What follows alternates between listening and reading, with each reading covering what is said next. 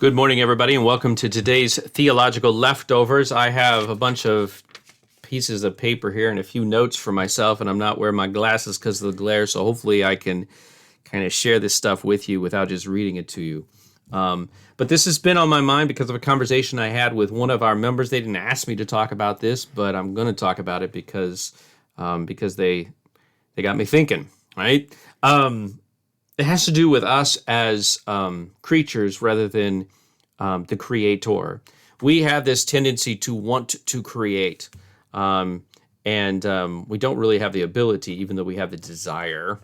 And I want to challenge you with that a little bit, and in two particular ways: science and theology. If you want to study science, stick to the evidence. Don't call a hypothesis a fact. Demonstrate, duplicate, and be grateful when somebody comes to test your theories. A good scientist does all of these things. Even if you're not a professional scientist, as you observe the things around you, this is how we use our senses to come to understand the world around us. So if you want to do that, make sure you're doing it honestly. If you want to study God, stick to the Bible. Do not look for gaps left unaddressed by God and spend your time using your reason to try to fill those gaps. Let the Bible show you what questions to ask, and let the Bible provide the answers to those questions. Scientists and theologians, here's my point, they both have this in common. They both have source material. And when they wander from that source material, they are abandoning their vocation.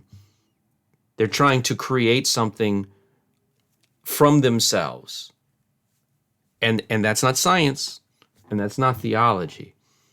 To the Christian layperson especially, who maybe is neither a scientist nor a professional theologian, you still have to pay attention to these things because you read a lot, you watch a lot, you are shown a lot of different theories, and a lot of different opinions are being expressed, and you really don't have much choice but to hear them.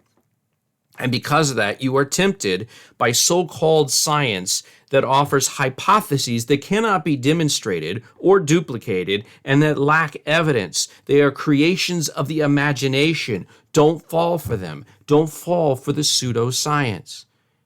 You are also tempted by so-called Christianity that spends more time trying to talk about what God hasn't said about himself than what he has actually revealed about himself in the scriptures. Don't fall for that evil either. Be careful. And quite honestly, come to Bible class.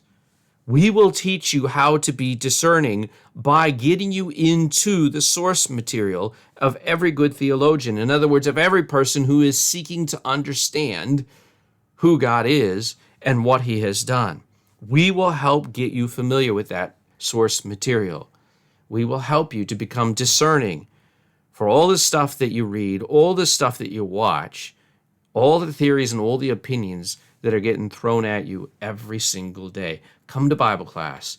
Our Bible class here at Concordia is at 9 o'clock, and the divine service where Christ comes to meet us with his gifts is at 10:30 at Concordia.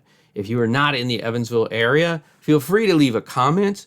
Let me know where you're from, or send me an email. Let me know where you're from, and we will help you find a church home where there is somebody that can help get you familiar with the source material you need in order to be discerning. We would be happy to help you in that way.